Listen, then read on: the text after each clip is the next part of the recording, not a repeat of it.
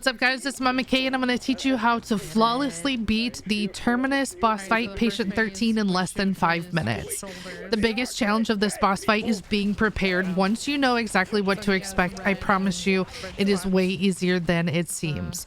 So during the first phase, he's going to have a red spot that kind of rotates on his left and right side of his shoulders. This is the crit point that you're going to aim at.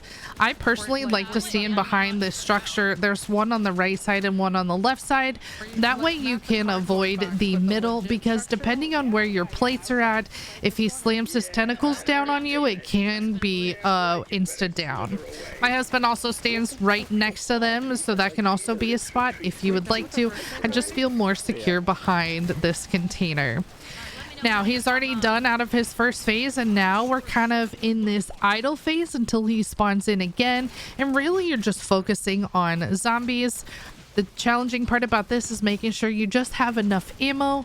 Now you can spawn in gumballs. You can use gumballs like ammo cache. That'll spawn in a max ammo. Or you can do free fire, where that will give you unlimited ammo for 60 seconds, just not on wonder weapons.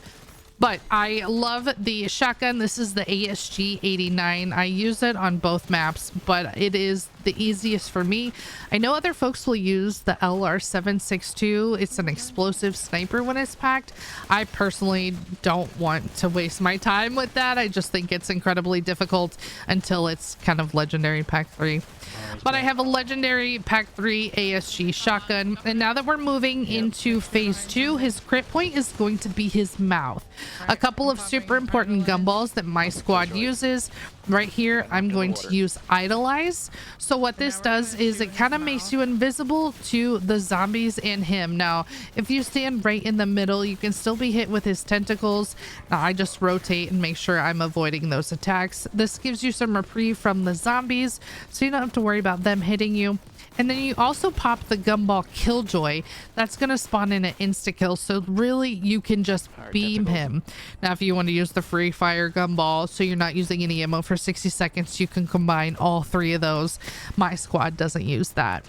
After you're shooting his mouth, it's going to then move to the 2 spots on his tentacles. They're going to be glowing yellow there, so you'll just make sure you take both of those out, and then it's going to go back to his mouth again. Now, score streaks, the kill streaks, my squad will all have chopper gunners. These do so much damage to him. We use 1 in phase 1, 1 in phase 2, and 2 in phase 3 if needed, but usually he's dead before we even get to the second chopper. Now, one thing that's important though with using the chopper gunner is making sure you're behind these containers. If you're not, he will kick you out. So it's important to be behind cover, and then the chopper gunners are going to be just fine. Really, this boss fight is about just playing smart, being aware of your surroundings, and making sure you're taking out the zombies and also doing damage. Now, when the amalgams spawn in, if everyone on your team kind of focuses on him for a second, you can take little baby Nathan out pretty quickly. Something else that I really recommend, especially if you're finding that your teammates are going down a lot, is to use the Gumball Phoenix up. So that can pick up all of your teammates. So let's say if you're the strongest one on your team and you have 3 teammates going down, you can pop that. They'll all be picked up and they get to keep their perks. So that's also another gumball that you can use. While waiting for phase 3, I'll sometimes go out here on the edge of the box. If you want to train out here, you can. It really doesn't matter. But usually when I'm out here, I'll shoot those green tentacles so they're not shooting that gas at us. And then when you get to the 3rd phase, he's going to turn blue, and this is where he is emitting an electrical attack. So when that happens, you need to get behind those containers. I'm calling in my chopper. I always run it in the 3rd phase, and then what I recommend again is getting behind the container so he can't kick you out. And here I am just aiming for the eyes. You can see I'm kind of shooting his head, and then when he moves, his eyes pull back, and it really just does loads of damage.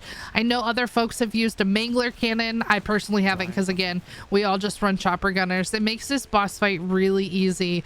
You got this as long as you're prepared. If you have any questions, just let me know in the comments below. Good luck.